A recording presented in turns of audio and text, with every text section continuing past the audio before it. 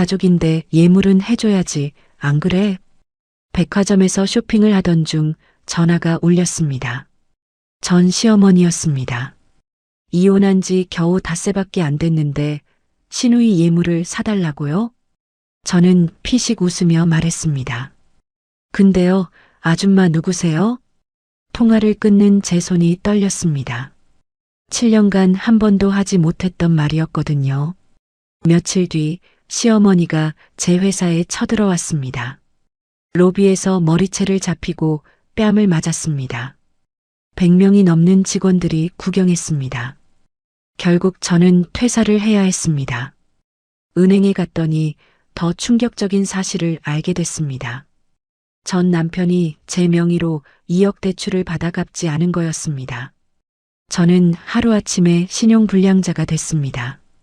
모든 걸 잃은 그날 밤 낯선 여자가 찾아왔습니다. 임신한 배를 아는 그녀가 말했습니다. 저도 그 남자한테 당했어요. 같이 복수할래요? 오늘의 사연 시작합니다. 사연 시작 전 구독과 좋아요를 눌러주시면 오늘 하루 행운이 가득할 겁니다. 이혼 도장을 찍은 지 닷새째 되는 날이었습니다.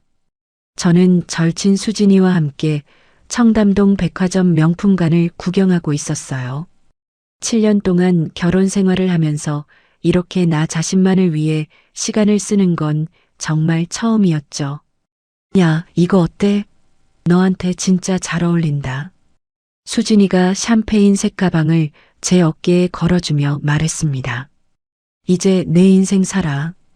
그동안 얼마나 고생했는데. 저는 거울에 비친 제 모습을 바라봤습니다. 오랜만에 보는 제 얼굴이 낯설었어요. 그때 핸드폰이 울렸습니다. 화면에 뜬 번호를 보는 순간 심장이 철렁 내려앉았습니다. 전 시어머니였어요. 여보세요. 저는 떨리는 손으로 전화를 받았습니다. 유나야, 지금 어디야? 나 지금 백화점 예물 코너에 있는데. 시어머니의 목소리는 여전히 명령조였습니다. 정은이 예물 좀 같이 봐줘. 가족인데 예물은 해줘야지, 안 그래? 저는 잠시 멍해졌습니다. 귀를 의심했어요. 이혼한 지 닷새밖에 안 됐는데 시누이 예물을 사달라고요? 미쳤나 저 사람들이. 옆에서 통화 내용을 들은 수진이가 소리쳤습니다. 저는 수진이의 입을 손으로 막으며 고개를 저었어요. 그리고 천천히 입을 열었습니다. 근데요, 아줌마 누구세요? 전화기 너머가 조용해졌습니다. 뭐라고? 시어머니의 당혹스러운 목소리가 들려왔어요. 잘못 거셨나 봐요. 전 아줌마 모르는데요. 저는 그렇게 말하고 전화를 끊어버렸습니다. 손이 미세하게 떨리고 있었어요. 야, 서윤아. 수진이가 박수를 치며 환호했습니다. 드디어 네가 할 말하는 거 봤다. 7년 만에 처음이야. 수진이는 제 손을 잡고 백화점 안에 있는 카페로 데려갔습니다. 따뜻한 라떼를 시켜주며 수진이가 말했어요. 야, 나 진짜 감동받았어. 그 시어머니한테 한 번도 대꾸 못하던 네가. 저는 손을 내려다보며 대답했습니다. 나도 믿기지가 않아. 내가 저런 말을 했다니. 시누이 정은이는 3개월 전에 S그룹 계열사 부장 아들과 약혼한 상태였습니다. 시어머니는 온 동네에 우리 정은이가 재벌집에 시집 간다며 자랑하고 다녔죠. 예물이랑 예단 비용으로 최소 5천만 원이 필요하다는 얘기를 이혼 전부터 흘렸었어요. 그 돈을 제가 내야 한다고 생각한 거였습니다. 7년 전 저는 중견 화장품 회사 루미에르 코스메틱의 마케팅 대리였습니다. 대학 선배 소개로 만난 박정수는 중소 IT 회사 대표였어요. 다정하고 자상했고 저를 아껴주는 것 같았습니다. 첫 상견례 날 시어머니 김말순 여사는 제 손을 꼭 잡으며 말했어요. 어머, 우리 며느리 복 터졌다. 이렇게 예쁜 애가 우리 집에 오다니. 시아버지 박종호 씨는 과묵한 분이었는데 심장이 좋지 않아 일찍 퇴직하신 상태였습니다. 시누이 정은이는 올케가 예쁘다며 웃었어요. 그때는 몰랐습니다. 그 웃음 속에 계산이 숨어 있었다는 걸요. 결혼 1년 차 정수의 IT 사업이 처음 망했습니다. 시어머니가 저를 불러 앉히더니 말했어요. 유나야, 사업은 원래 그런 거야. 한 번에 되는 게 어딨어. 며느리가 좀 도와줘야지. 그렇게 제 적금 3천만 원이 빠져나갔습니다. 그게 시작이었어요. 시누이 정은이의 미국 MBA 유학비 5천만 원, 시아버지 심장판막 수술비 2천만 원, 정수의 두 번째 앱 개발 사업 투자금 1억 원. 제 통장에서 돈이 계속 빠져나갔습니다. 시아버지는 수술 후에도 회복이 더뎠어요. 결혼 4년 차에 합병증으로 돌아가셨습니다. 장례 비용도 제가 냈어요. 그런데 시어머니는 장례식장에서조차 저를 탓했습니다. 며느리가 집안일을 제대로 못해서 우리 영감이 스트레스를 받은 거야. 명절마다 시댁에서 보내는 시간은 지옥이었어요. 시어머니는 새벽 5시에 저를 깨워 전을 부치게 했습니다. 시누이는 손가락 하나 까딱하지 않으면서 친척들 앞에서 핀잔을 줬어요. 올케 전솜씨가 좀 그렇지 않아요? 기름이 너무 많은 것 같은데. 정수는 그 모든 걸 보고도 한마디만 했습니다. 엄마 말이 맞아. 네가 좀 더 노력해. 결혼 5년 차 기적처럼 임신에 성공했습니다. 시어머니는 손자여야 한다는 말만 반복했어요. 회사 프로젝트와 시댁 시중을 병행하느라 몸이 망가져갔습니다. 임신 4개월째 결국 유산을 했어요. 병원에 달려온 시어머니의 첫마디가 아직도 귀에 맴돕니다. 그것도 못 지키냐? 팔자가 드세서 그래. 유산 후 저는 우울증 진단을 받았습니다. 시어머니는 상담 비용이 아깝다고 했어요. 요즘 애들은 유난이야. 옛날엔 다 그렇게 낳고 그랬어. 정수도 마찬가지였습니다. 엄마가 원래 그래. 이해해. 저는 점점 깨달았어요. 이 가족 안에서 저는 사람이 아니라 도구였다는 걸요. 결혼 6년 차 어느 날이었습니다. 정수가 샤워하는 사이 카카오톡 알림이 울렸어요. 무심코 화면을 봤습니다. 자기야, 오늘 못 가서 미안. 집사람이 의심해. 하트 이모티콘이 가득한 대화창이 열려 있었습니다. 세상이 무너지는 것 같았어요. 하지만 저는 울지 않았습니다. 침착하게 스크린샷을 찍기 시작했어요. 6개월 동안 탐정처럼 증거를 모았습니다. 정수의 카드 내역에서 모텔비와 여성 쇼핑몰 결제 내역을 찾아냈어요. 자주 가는 카페 앞에서 외도 상대와 함께 있는 사진도 직접 찍었습니다. 이혼 협의 자리에서 정수가 저를 위협했어요. 네가 그렇게 나오면 나도 생각이 있어. 저는 아무 말 없이 외도 증거 사진들을 테이블 위에 펼쳐놓았습니다. 정수의 얼굴이 하얗게 질렸어요. 이게 다 네가 집안일을 못해서 그런 거야. 시어머니가 소리쳤습니다. 저는 담담하게 위자료 청구서를 내밀었어요. 재산분할 협의에서 제가 시댁에 쏟아부은 8억 원을 돌려달라고 했습니다. 하지만 정수 측 변호사는 고개를 저었어요. 부부 공동생활을 위한 지출이거나 증여에 해당합니다. 반환 의무가 없습니다. 정수에게는 재산이 없었습니다. 결국 위자료 3천만 원만 받기로 합의할 수밖에 없었어요. 가족끼리 이러는 거 아니야. 생각 좀 해봐. 시어머니가 마지막까지 회유와 협박을 반복했습니다. 옳게 좀 참지 그랬어. 남자가 다 그렇지. 시누이 정은이도 황당한 소리를 했어요. 저는 그들의 얼굴을 한 명씩 바라봤습니다. 그리고 말했어요. 이제 남이에요. 그렇게 회의실을 나왔습니다. 이혼 후에도 저는 회사에 출근했어요. 동료들에게 이혼 사실을 알리지 않았습니다. 감정을 숨기고 업무에 몰두하는 게 유일한 생존 방식이었죠. 백화점 카페에서 수진이가 제 손을 잡았습니다. 이제 진짜 내 인생 살아. 그동안 모아둔 퇴직금이랑 위자료로 뭐 해볼 수 있지 않아? 저는 고개를 끄덕였어요. 응, 작은 화장품 브랜드를 시작해 보려고. 7년 동안 마케팅만 했잖아. 해볼 만하지 않을까? 그래, 넌 할 수 있어. 저는 창밖을 바라보며 다짐했습니다. 이제 진짜 내 인생을 살 거라고요. 백화점에서 시어머니 전화를 끊은 지 3일 후였습니다.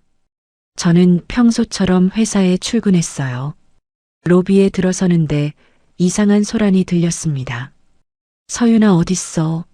그년 당장 내려오라고 해. 그 목소리를 듣는 순간 온몸이 굳었습니다. 시어머니였어요. 경비원 2명과 실랑이를 벌이고 있었습니다. 아침 9시 출근 시간이었어요. 수십 명의 동료들이 발걸음을 멈추고 구경하기 시작했습니다. 저쪽 분이 찾으시는데요. 경비원이 저를 발견하고 말했어요. 그 순간 시어머니가 저를 향해 달려왔습니다. 이년아. 시어머니가 제 머리채를 움켜쥐었어요. 저는 비명을 질렀습니다. 이년이 우리 아들 돈 다 빼돌리고 도망갔어요. 7년 동안 뜯어먹고 이혼했다고요. 시어머니가 저를 대리석 바닥에 넘어뜨렸습니다. 스타킹이 찢어지고 서류가 흩어졌어요. 저는 저항하지 못했습니다. 네가 예물 안 해주면 정은이 결혼 어떻게 하냐? 시어머니가 제 뺨을 때렸어요. 뜨거운 통증이 퍼졌습니다. S그룹 사돈이 우리를 어떻게 보겠어?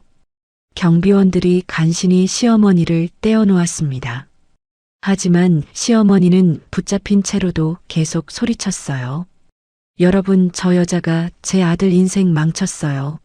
시집살이 한 번 안 하고 돈만 빼갔다고요. 로비에 100명이 넘는 직원들이 모여들었습니다. 누군가 핸드폰으로 영상을 찍고 있었어요. 마침 임원 회의를 위해 로비를 지나던 인사팀장 김 부장과 마케팅 상무의 눈에 이 모든 장면이 들어갔습니다. 저는 찢어진 블라우스를 여미며 일어나려 했어요. 하지만 다리에 힘이 풀려 다시 주저앉았습니다. 오후에 인사팀에서 호출이 왔습니다. 김 부장이 난처한 표정으로 말했어요. 서 팀장, 개인 사정은 이해하는데 회사 이미지에 큰 손상이 갔어요. 저는 손을 꽉 쥐었습니다. 당분간 휴직을 권고드립니다. 휴직 후 복귀가 가능한 건가요? 김 부장이 대답 대신 시선을 피했어요. 그 순간 깨달았습니다. 이건 사실상 퇴사 압박이라는 걸요. 일주일을 고민했습니다. 결국 저는 사직서를 제출했어요. 7년 동안 밤새 기획서를 쓰고 주말마다 출근하며 쌓아온 팀장 자리였습니다. 시어머니의 난동 한 번에 모든 게 무너졌어요. 사무실로 짐을 정리하러 갔습니다. 후배 민지가 다가와 제 손을 잡았어요.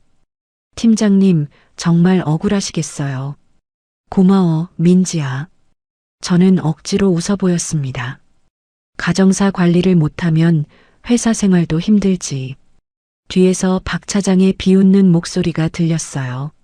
저는 아무 말도 하지 못하고 7년간 모은 물건들을 박스에 담았습니다.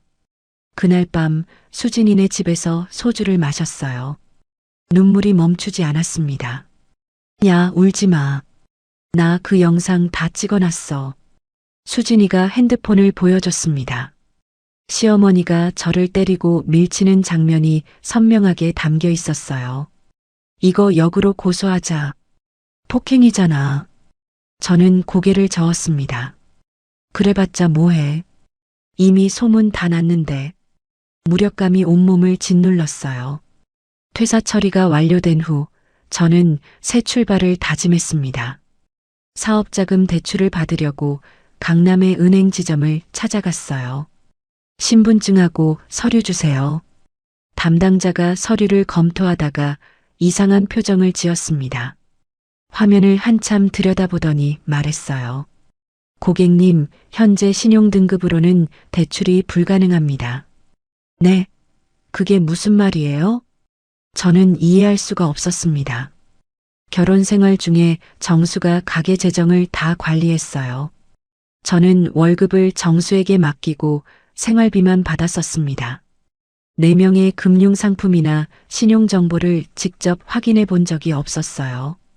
담당자가 화면을 돌려서 보여줬습니다. 2년 전에 고객님 명의로 2억 원이 대출됐는데요. 연체 이자까지 합치면 2억 4천만 원이 미상환 상태입니다. 뭐라고요? 저는 그런 대출 받은 적 없어요. 서류상 본인 서명과 도장이 찍혀 있습니다. 머릿속이 하얘졌어요. 2억 원이라니요. 저는 그런 돈을 빌린 적이 없습니다. 은행을 나와 벤치에 앉았어요. 기억을 더듬었습니다. 결혼 중에 정수가 종종 서류를 내밀었어요. 여기 사인 좀 해줘. 회사 서류야. 복잡한 거 아니야.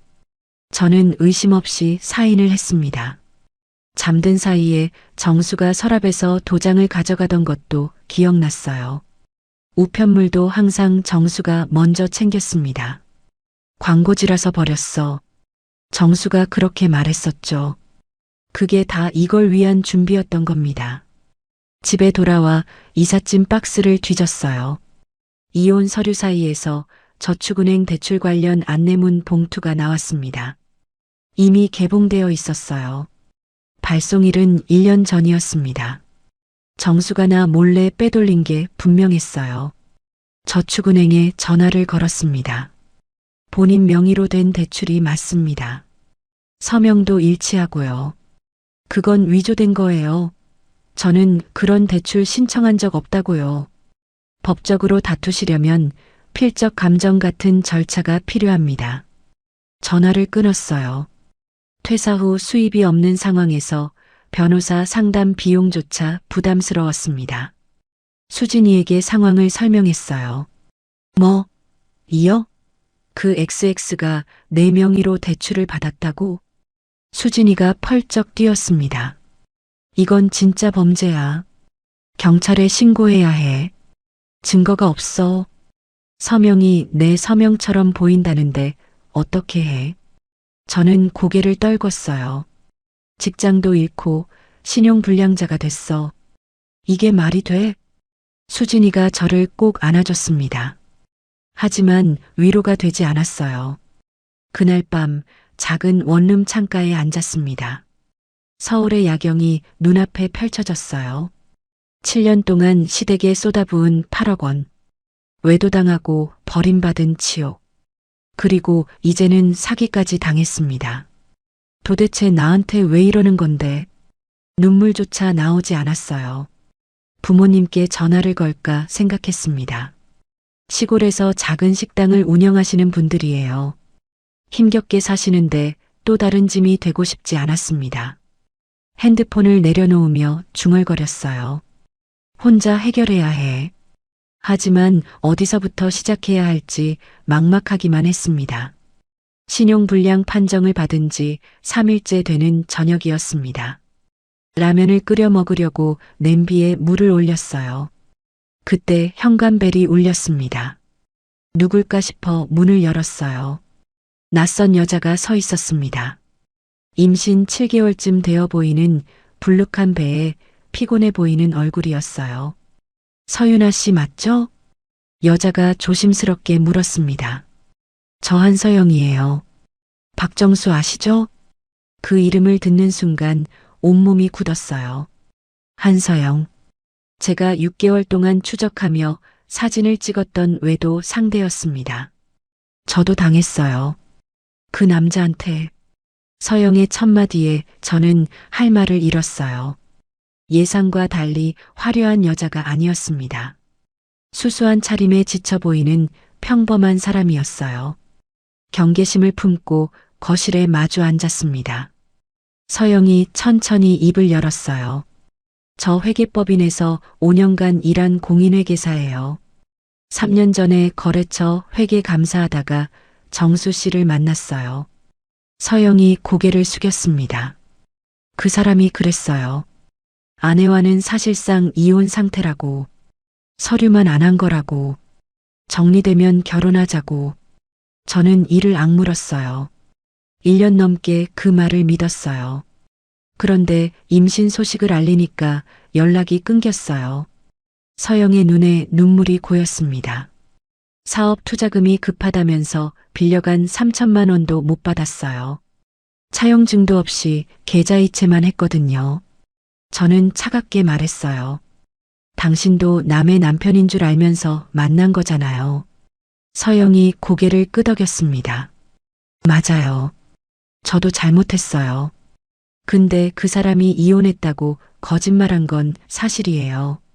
서영이 눈물을 흘리는 모습을 보니 이상하게 과거 제 모습이 겹쳐 보였어요. 속은 건 저나 서영이나 마찬가지였습니다. 근데 왜 나한테 온 거예요? 우리 원수 사이 아니에요? 서영이 핸드폰을 꺼냈어요. 제가 예전에 정수 씨 회사 회계 업무를 도와준 적이 있어요. 그때 저장해둔 자료가 있거든요. 서영이 엑셀 파일을 보여줬습니다. 정수의 법인 계좌 거래 내역이었어요. 여기 보세요. 유나 씨 명의 대출금 2억 원이 이 계좌로 들어갔어요. 화면을 자세히 들여다봤습니다. 처음 보는 회사 이름이었어요. 이게 뭐예요? 서류상으로만 존재하는 유령 회사예요. 정수 씨가 돈 세탁하려고 만든 거죠. 저는 숨을 들이켰어요. 사문서 위조와 대출 사기의 증거였습니다. 적에 적은 동지잖아요. 서영이 저를 똑바로 바라보며 말했어요. 혼자선 그 남자 못 이겨요. 같이 하면 가능하다고 생각했어요. 저는 그 말을 곱씹었습니다. 외도녀와 손을 잡는다니 아이러니했어요. 하지만 혼자서는 절대 이길 수 없다는 것도 알았습니다. 그날 밤 수진이에게 전화를 걸었어요. 뭐, 외도녀가 찾아왔다고? 수진이가 소리쳤습니다. 그 여자랑 손잡자고? 너 진짜 그래도 되겠어? 근데 그 여자가 가져온 증거가 진짜야. 정수 잡을 수 있어. 수진이가 잠시 침묵했어요. 일단 만나보자. 다음 날 오후 강남의 한 카페에서 셋이 만났습니다. 수진이는 처음에 서영을 경계하며 날카로운 질문을 던졌어요. 당신 진짜 회계사 맞아? 자격증 있어? 네. 원하시면 보여드릴게요. 서영이 가방에서 자격증 사본을 꺼냈습니다. 수진이가 계좌 추적 자료를 자세히 살펴봤어요. 이 XX 진짜 치밀하게 준비했네. 수진이의 표정이 바뀌었습니다. 이건 진짜 잡을 수 있겠다. 끝장내자. 우리는 역할을 나눴어요. 서영은 자신이 보관한 자료를 정리해 증거 목록을 만들기로 했습니다. 수진이는 회사 난동 영상을 편집해 온라인 여론을 만들기로 했어요. 저는 법적 대응 방법을 알아보기로 했습니다. 그 남자 다른 피해자도 있을 거예요. 저 말고도. 서영이 의미심장하게 말했어요. 카페를 나서며 서영이 조심스럽게 물었습니다. 언니라고 불러도 될까요? 저는 잠시 망설였어요. 아직은 어색하니까 그냥 이름으로 부르자. 어색한 분위기 속에서도 같은 적을 향한 연대의 시작이 느껴졌습니다. 그날 밤 집에 돌아와 샤워를 했어요. 뜨거운 물줄기 아래서 오늘 있었던 일을 정리했습니다. 외도녀와 손을 잡는다니 정말 아이러니했어요. 하지만 선택의 여지가 없었습니다. 거울 속 제 얼굴을 바라보며 다짐했어요. 수단과 방법을 가리지 말자. 다음 날 아침 정수에게서 전화가 왔습니다. 야, 이상한 짓 하지 마. 정수의 목소리가 날카로웠어요. 너도 잘못한 거 있잖아. 결혼 생활 중에 네가 잘했어? 누군가 우리의 움직임을 정수에게 알린 게 분명했습니다. 서영은 정수에게 연락한 적이 없다고 했거든요. 무슨 말인지 모르겠는데요. 전 남편분. 저는 차갑게 대답하고 전화를 끊었어요. 창밖을 바라보며 생각했습니다. 정수가 알았다는 건 우리 쪽에 정보를 흘리는 사람이 있거나 정수가 우리를 감시하고 있다는 뜻이었어요. 이제 물러설 수 없었습니다. 이 싸움에서 지면 제 인생은 완전히 끝나는 거였어요. 하지만 처음으로 혼자가 아니라는 사실이 작은 용기가 됐습니다. 복수 작전을 시작한 지 2주가 지났습니다. 서영에게서 전화가 왔어요. 목소리가 흥분으로 떨리고 있었습니다. 언니 찾았어요. 뭘 찾았는데? 정수가 대출 서류에 쓴 서명이요.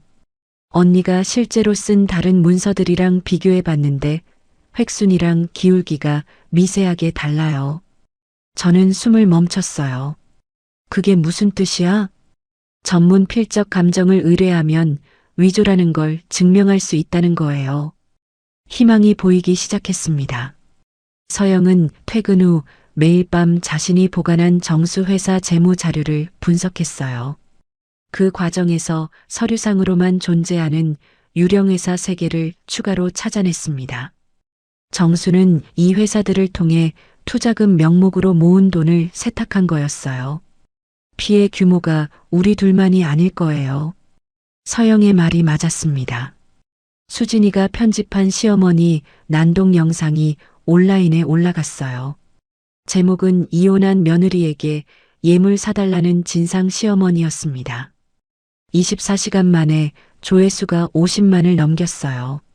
실시간 트렌드에 올랐습니다. 댓글이 폭주했어요. 저 며느리 불쌍하다.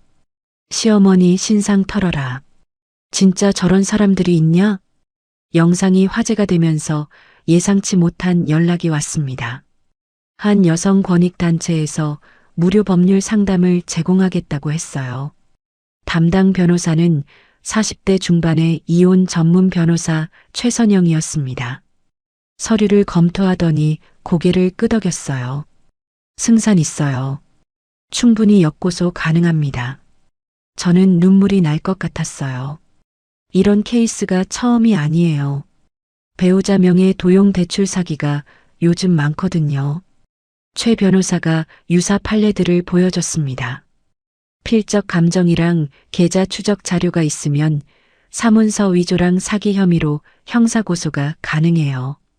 단체에서 공익소송으로 진행해주기로 해서 비용 부담이 줄어들었어요. 처음으로 숨통이 트이는 것 같았습니다. 며칠 후 또 다른 연락이 왔어요. 온라인 커뮤니티에서 개인 쪽지가 도착했습니다. 저도 박정수에게 사기당했어요. 이예진이라는 여자였어요. 2년 전 소개팅으로 정수를 만나 6개월 교제했다고 했습니다. 사업 자금이 급하다면서 1천만 원을 빌려갔어요. 그러고는 연락이 끊겼어요. 저는 서영과 함께 다른 피해자들을 수소문했어요.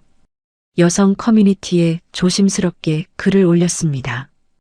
2주 만에 총 3명의 추가 피해자를 찾아냈어요. 피해 금액만 합쳐도 5억 원이 넘었습니다. 정수는 상습적으로 여성들에게 접근해 돈을 뜯어내는 결혼 사기꾼이었어요. 피해자 5명이 처음으로 한자리에 모인 날이었습니다. 서영의 원룸에서 각자의 사연을 공유했어요. 저는 그 사람이 처음 연애라고 했어요. 한 피해자가 울며 말했습니다. 저한테는 돌싱이라고 했어요. 또 다른 피해자가 분노에 찬 목소리로 말했어요. 정수의 거짓말 패턴이 얼마나 교묘하고 체계적인지 드러났습니다. 저 그 사람 회사 내부 자료 있어요. 김소라라는 피해자가 말했어요. 예전에 3개월 격리로 일했거든요. 퇴사할 때 이상한 점이 많아서 백업해뒀어요. 소라가 USB를 건넸습니다. 거기에는 정수가 유령회사를 통해 자금을 세탁한 회계 장부와 이메일 내역이 고스란히 담겨 있었어요. 최 변호사가 자료를 검토하더니 눈이 반짝였습니다. 이 정도면 사문서 위조, 사기, 횡령까지 가능해요. 실형 나올 수 있습니다. 피해자들은 비용을 분담해 필적 감정을 의뢰하기로 했어요. 저와 서영이 각자 50만 원씩, 나머지 피해자들이 30만 원씩 모았습니다. 전문 감정기관에 의뢰한 지 2주 후 결과가 나왔어요. 대출 서류의 서명과 서유나 본인의 서명이 동일인의 것이 아닐 가능성이 95% 이상입니다. 드디어 증거가 확보됐습니다. 고소장 준비가 마무리 단계에 접어든 어느 날 저녁이었어요. 피해자 모임을 마치고 돌아가던 서영이 갑자기 배를 움켜쥐며 길에서 쓰러졌습니다. 서영아. 저는 급히 119를 불렀어요. 병원에 데려갔더니 의사가 심각한 표정으로 말했습니다. 과로와 스트레스로 인한 조기 진통이에요. 임신 32주인데 이대로 가다간 조산할 수 있어요. 서영이 병실 침대에 누워 눈물을 흘렸습니다. 언니 미안해요. 끝까지 함께 못해서. 이제 막 중요한 시점인데. 저는 서영의 손을 꼭 잡았어요. 네가 여기까지 해줬잖아. 증거도 다 모았고. 이제 내가 할게. 넌 아기만 생각해. 그 순간 서영의 배에서 아기가 발로 찬 게 손바닥으로 느껴졌어요. 5년 전 제가 잃어버린 아이가 떠올랐습니다. 가슴이 먹먹해졌어요. 병원 복도를 걸으며 생각했습니다. 서영의 아이는 정수의 아이이기도 했지만 아무 죄가 없었어요. 정수가 아버지 역할을 하지 않을 게 분명한 상황에서 이 아이만큼은 건강하게 태어나야 했습니다. 서영의 입원 소식을 듣고 수진이와 다른 피해자들이 병원에 모였어요. 서영 씨 목까지 우리가 하면 돼요. 혜진이가 말했습니다. 제가 정리한 자료 추가로 드릴게요. 소라도 말했어요. 피해자들의 연대가 더욱 단단해지는 게 느껴졌습니다. 고소장이 접수된 날 저는 서영에게 영상통화로 소식을 전했어요. 드디어 접수됐어. 서영이 병실에서 안도의 눈물을 흘렸습니다. 드디어 시작이네요. 얼마 후 정수에게서 문자가 왔어요. 너 진짜 이럴 거야? 후회하게 해줄게. 저는 답장 대신 그 문자를 캡처했습니다. 추가 증거로 제출했어요. 고소장을 접수한 지 3개월이 지났습니다. 정수는 경찰서에 수시로 소환되어 조사를 받기 시작했어요. 뉴스에서 보도가 나왔습니다. IT 사업가 전처 명의 도용대출 사기 혐의로 수사 중. 정수의 회사 거래처들이 하나둘 계약을 해지했어요. 사기꾼이랑 거래할 수 없습니다. 거래처 사장이 정수에게 통보했다는 소식이 들려왔습니다. 시어머니 난동 영상은 조회수 500만을 돌파했어요. 각종 유튜브 리액션 영상과 뉴스 프로그램에 소개됐습니다. 누군가 시어머니의 과거를 파헤쳤어요. 10년 전 아파트 경비원에게 갑질한 사건, 친척 결혼식에서 행패 부린 사건이 줄줄이 폭로됐습니다. 시어머니는 동네에서 손가락질을 받아 집 밖을 나오지 못하게 됐어요. 시누이 정은의 약혼자 측에서도 연락이 왔습니다. S그룹 계열사 부장 집안이었어요. 이런 집안과 사돈을 맺을 수 없습니다. 약혼이 파기됐어요. 정은이가 울면서 시어머니에게 소리쳤다는 소식이 들려왔습니다. 엄마 때문에 내 인생 다 망쳤어. 저는 그 소식을 듣고도 아무런 감정이 들지 않았어요. 그 기간 동안 저는 좁은 원룸 한켠에 작업 공간을 마련했습니다. 화장품 사업 준비에 몰두했어요. 피해자 모임에서 알게 된 혜진이가 도움을 줬습니다. 저 화장품 유통 쪽에서 7년 일했어요. 도매상이랑 제조사 연결해 드릴게요. 신용불량 상태라 사업자 등록이 어려웠어요. 수진이가 나섰습니다. 내 명의로 사업자 내자. 공동대표로 시작하면 되잖아. 브랜드 이름을 정하는 날 밤이었어요. 서영에게 영상통화로 의견을 물었습니다. 이름 뭐가 좋을까? 서영이 병실에서 잠시 생각하더니 말했어요. 저희 모두 다시 피어난 거잖아요. 그게 이름이 되면 좋겠어요. 그렇게 브랜드 이름이 정해졌습니다. 리블룸. 다시 피어나다. 첫 제품은 민감성 피부를 위한 진정 에센스였어요. 7년간 마케팅팀에서 쌓은 노하우로 성분을 기획하고 패키지를 직접 디자인했습니다. 인터넷 선주문 방식으로 제품을 판매했어요. 목표했던 금액의 3배가 모였습니다. 초도 물량이 완판됐어요. 사업이 작은 첫 성공을 거두던 어느 날이었습니다. 서영에게서 전화가 왔어요. 언니 나왔어요. 뭐? 벌써?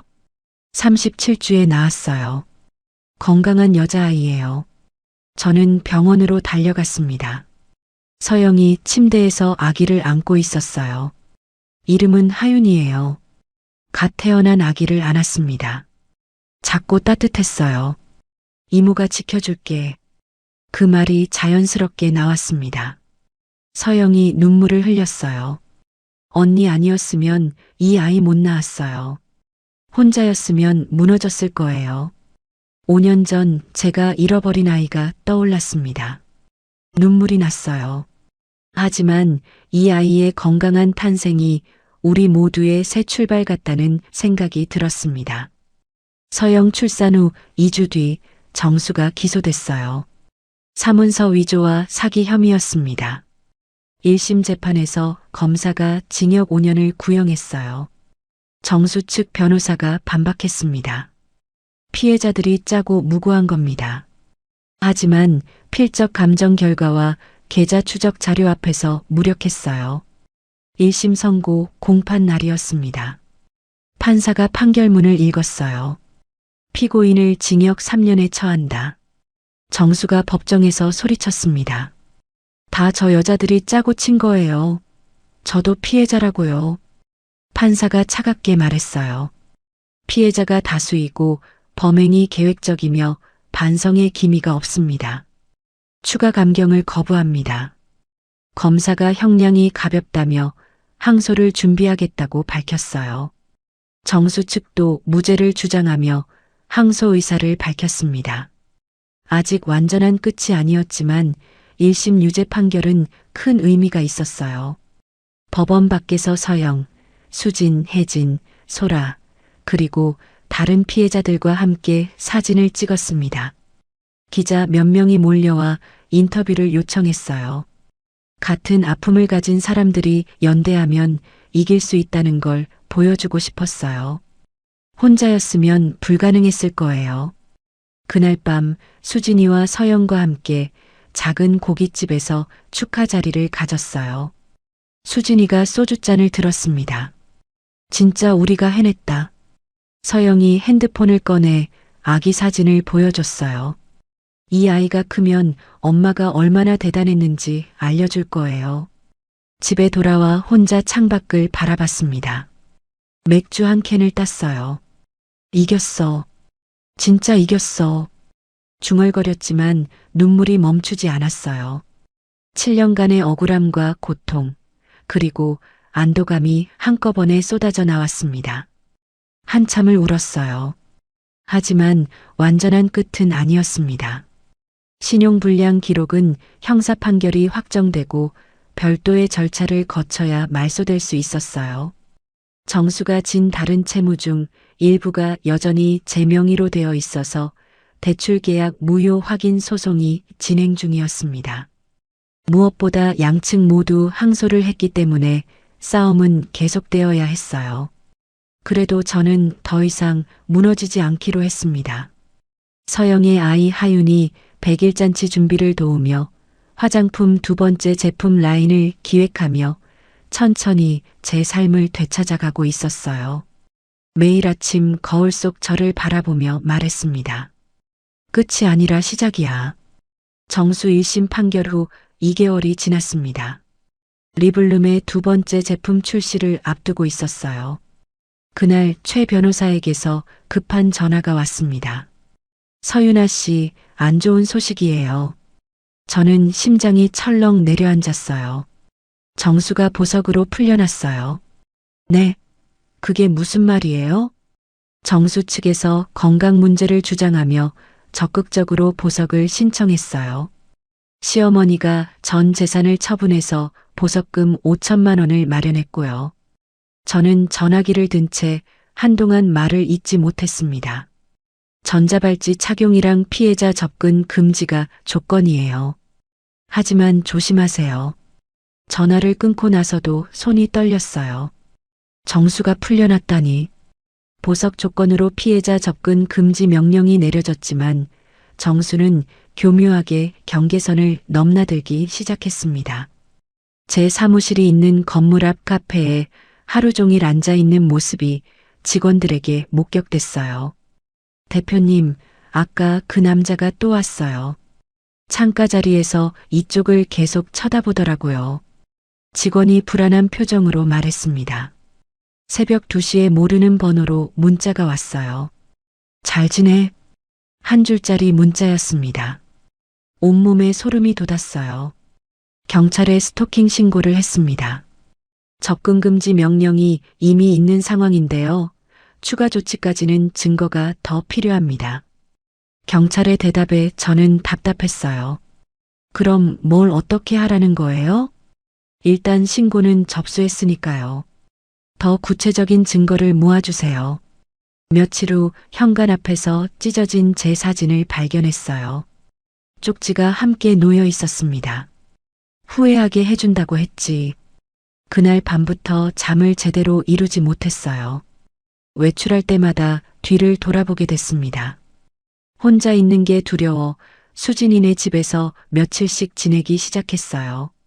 서영도 불안해했습니다. 정수가 아기 하윤이의 존재를 알고 있었어요. 언제든 친권을 주장하며 나타날 수 있었습니다. 언니, 저 부산 친정으로 내려갈게요. 서영이 전화로 말했어요. 미안해요. 무서워서 여기 못 있겠어요. 아니야, 하윤이 지키는 게 먼저야. 조심해. 사업도 위기를 맞았습니다. 두 번째 제품 출시를 앞두고 제조사에서 갑자기 계약 해지를 통보했어요. 이유가 뭐예요? 익명의 제보가 들어왔습니다. 리스크가 있다고 판단했어요. 정수가 뒤에서 손을 쓴 게 분명했습니다. 어느 늦은 저녁이었어요. 야근을 마치고 사무실을 나왔습니다. 지하 주차장으로 내려가는데 뒤에서 발소리가 들렸어요. 점점 빨라지고 있었습니다. 뒤를 돌아보는 순간 검은 마스크를 쓴 남자가 제 입을 틀어막았어요. 비명을 지르려 했지만 소리가 나오지 않았습니다. 남자가 저를 미리 대기시킨 SUV로 끌고 가려 했어요. 발버둥을 쳤습니다. 마스크가 벗겨졌어요. 정수였습니다. 광기로 가득한 눈이 저를 노려보고 있었어요. 너 때문에 내 인생이 망했어. 정수가 이를 악물며 말했습니다. 저는 있는 힘껏 비명을 질렀어요. 살려주세요. 마침 야근을 마치고 지하 주차장에 내려오던 옆 사무실 남자 직원 2명이 소리를 듣고 달려왔습니다. 뭐 하는 거야? 정수가 당황해 저를 놓쳤어요. 차를 몰아 급히 도주했습니다. 저는 주차장 콘크리트 바닥에 쓰러진 채 한동안 일어나지 못했어요. 경찰이 출동했습니다. 주차장 CCTV에 정수의 얼굴과 차량 번호가 선명하게 찍혀 있었어요.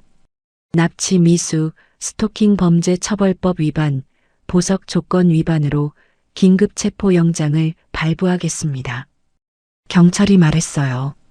저는 경찰서에서 밤새 진술을 한 후 수진이네 집에서 쓰러지듯 잠들었습니다. 다음 날 경찰에서 연락이 왔어요. 정수가 도주 중입니다.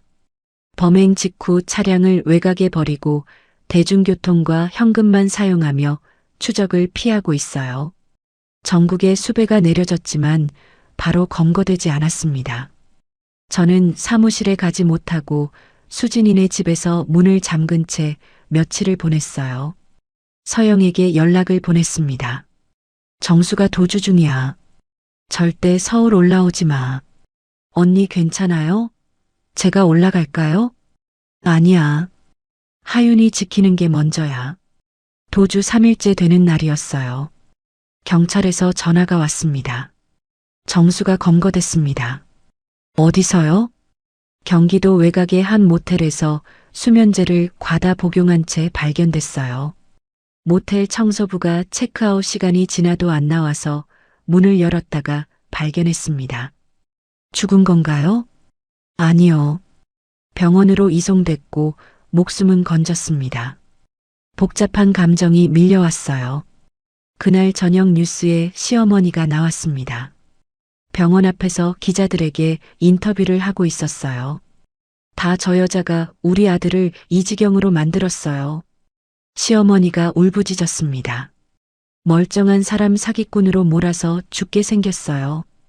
온라인 커뮤니티에 글이 올라왔어요. 서윤아가 너무했다. 복수도 적당히 해야지. 사람이 죽으려고 했는데 너무 몰아붙인 거 아니야? 피해자인 제가 어느새 가해자처럼 몰리고 있었습니다. 저는 아무 말도 못하고 수진이네 집 침대에 누워 천장만 바라봤어요. 그날 밤 서영에게서 전화가 왔습니다. 언니 뉴스 봤어요.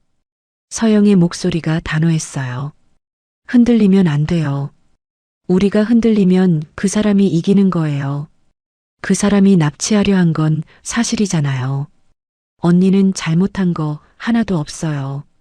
저는 겨우 정신을 차렸습니다. 포기 안 해. 끝까지 간다. 정수 자살 시도 후 2주가 지났습니다. 정수는 병원에서 치료를 마친 뒤 보석이 취소되어 다시 구치소로 이송됐어요. 납치 미수와 스토킹 혐의가 추가됐습니다. 최 변호사가 전화로 말했어요. 검사도 항소했으니 이번엔 확실히 형량이 올라갈 겁니다. 여론을 바로잡기 위해 피해자 연대 모임에서 기자회견을 열었습니다. 제가 대표로 마이크 앞에 섰어요. 가해자가 극단적 선택을 시도하며 피해자에게 죄책감을 주는 것은 또 다른 형태의 폭력입니다. 카메라 플래시가 터졌습니다. 우리는 정당하게 법적 권리를 행사했을 뿐입니다. 여러 여성단체가 연대 성명을 발표해줬어요. 한 시사 프로그램에서 인터뷰 요청이 왔습니다. 출연해서 7년간의 시집살이, 대출 사기, 회사 난동, 납치 시도까지 전 과정을 상세히 증언했어요. 방송 후 댓글이 쏟아졌습니다. 몰랐는데 이 정도였냐? 정수가 진짜 쓰레기였네. 자살 시도도 동정받으려는 수작이었네. 여론이 다시 돌아오기 시작했어요. 시어머니 김말수는 아들의 자살 시도와 재수감 소식 이후 건강이 급격히 악화됐습니다. 고혈압과 당뇨 합병증으로 입원했다가 결국 요양원에 들어갔어요. 시누이 정은은 모든 계정을 삭제하고 지방으로 이사가 연락이 끊겼다는 소식이 들려왔습니다. 한때 저를 ATM처럼 쓰고 회사에 찾아와 머리채를 잡고 가족인데 예물 해줘야지라고 뻔뻔하게 요구하던 그들의 몰락이었어요. 이상하게 아무 감정도 들지 않았습니다. 복수심이나 통쾌함보다는 그냥 피곤함만 남아 있었어요. 리블룸 사업을 다시 시작하기 위해 새로운 제조사를 찾아 발품을 팔았습니다. 한 중소 제조사 대표가 연락을 해왔어요. 방송 보고 연락드렸습니다. 저희가 함께 하겠습니다. 오히려 사건이 알려지면서 그 화장품을 사고 싶다는 문의가 폭주했어요. 형사 판결 확정 후 신용정보 정정을 신청했지만 금융기관에서 거부됐습니다. 대출 계약 무효 확인 민사소송을 진행했어요. 재판부가 판결문을 읽었습니다. 대출 서류의 서명이 위조되었음이 필적 감정으로 증명되었으므로 원고에게 채무 변제 책임이 없다고 판결합니다. 3년간 저를 짓눌렀던 신용불량 기록이 드디어 말소됐어요. 법원을 나서며 하늘을 올려다봤습니다. 구름 사이로 햇살이 비쳤어요. 항소심 판결 날이 왔습니다. 검찰 항소와 납치 미수 혐의 추가로 정수는 최종 징역 6년을 선고받았어요. 법정에서 정수는 아무 말 없이 고개를 숙인 채 끌려나갔습니다. 저는 그 뒷모습을 바라봤어요. 이제 정말 끝이구나. 판결 후 법원 밖에서 서영, 수진, 혜진, 소라, 그리고 함께 싸운 피해자들과 걸었습니다. 언니, 이 1년간 정말 고마웠어요. 서영이 말했어요. 야, 우리 이제 진짜 여행이나 가자.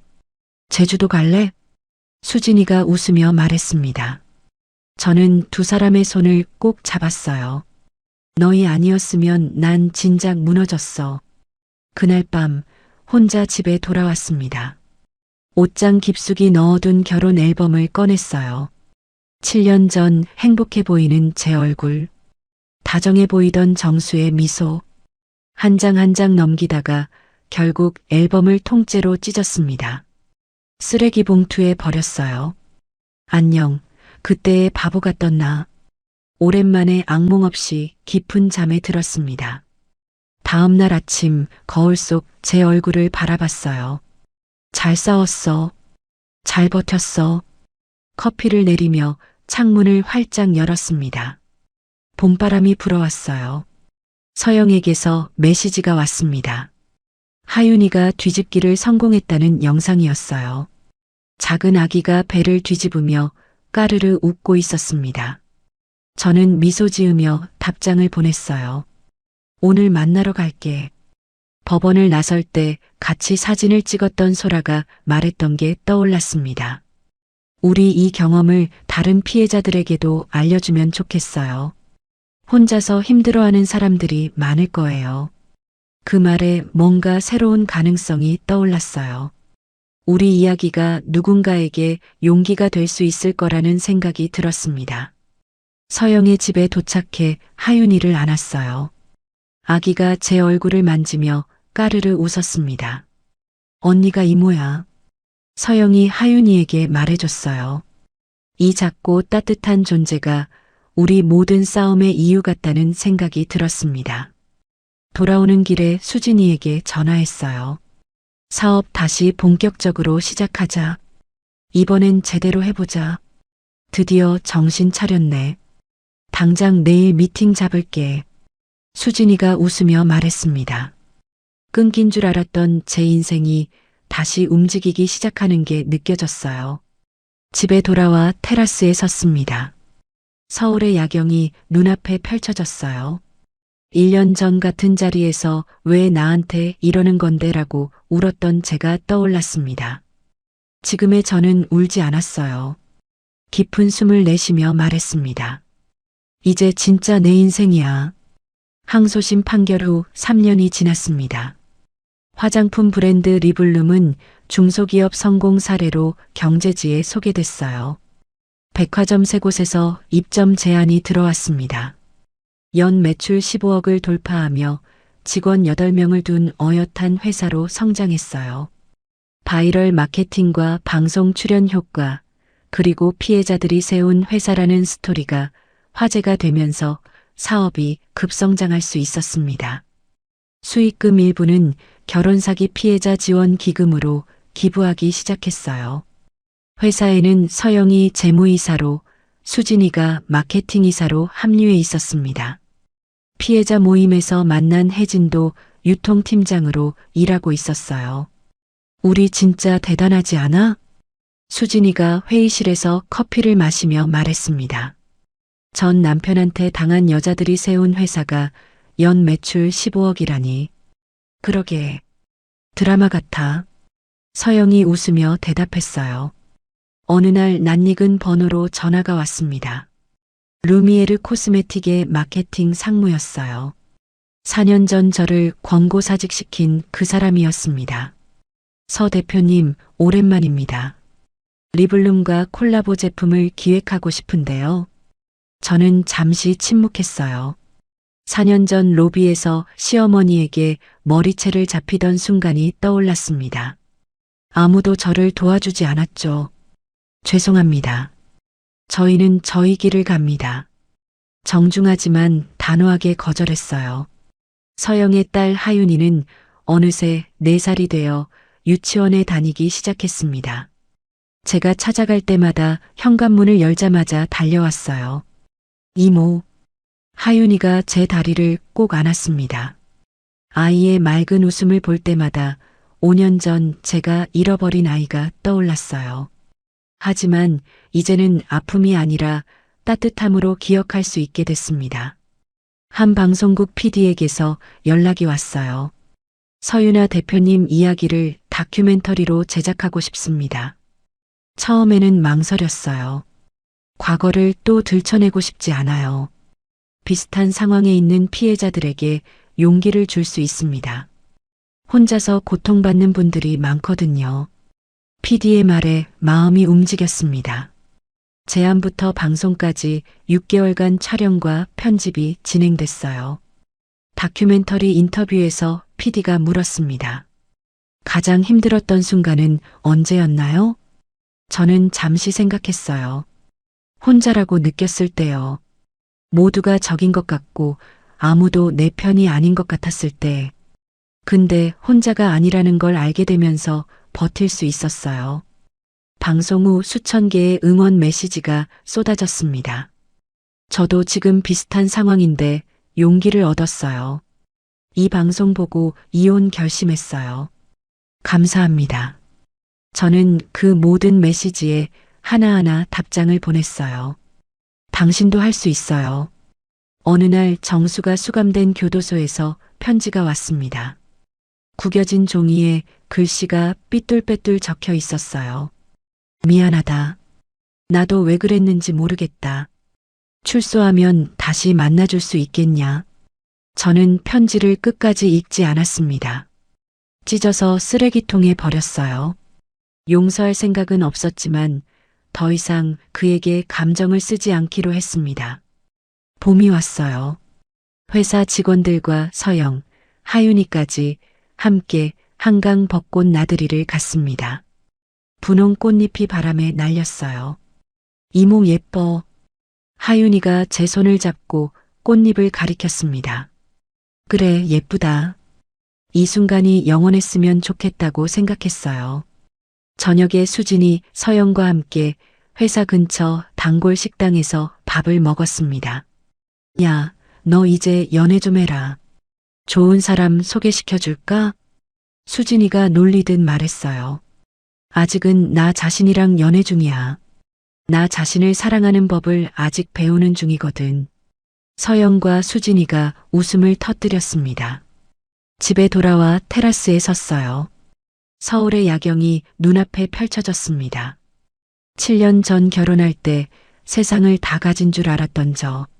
4년 전 바닥을 치며 죽고 싶었던 저. 그리고 지금 여기 서 있는 저. 모두 같은 사람이라는 게 신기했어요.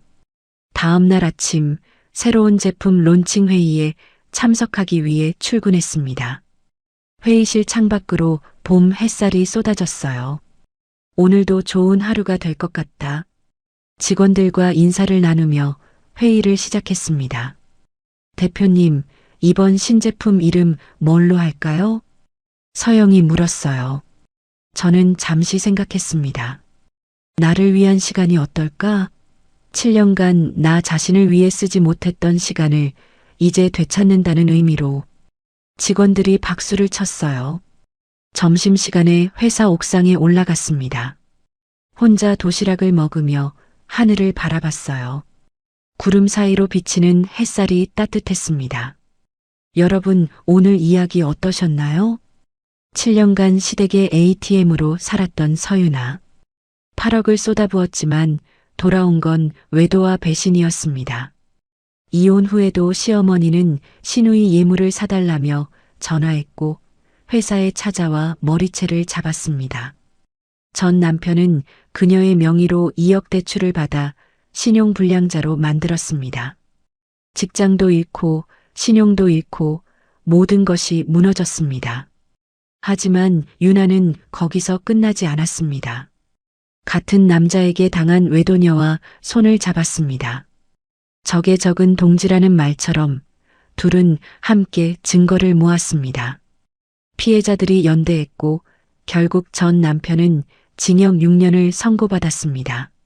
그리고 3년 후 유나는 자신의 이름을 건 화장품 회사의 대표가 됐습니다. 함께 싸운 동지들이 임원이 됐고 외도녀의 딸은 유나를 이모라고 부릅니다. 여러분 혼자서는 이길 수 없어도 연대하면 이길 수 있다는 것. 바닥을 쳐도 다시 피어날 수 있다는 것. 그걸 보여준 이야기였습니다. 이야기를 끝까지 들어주신 분이 계시다면 잘 들었다고 댓글 하나만 남겨주세요. 감사합니다.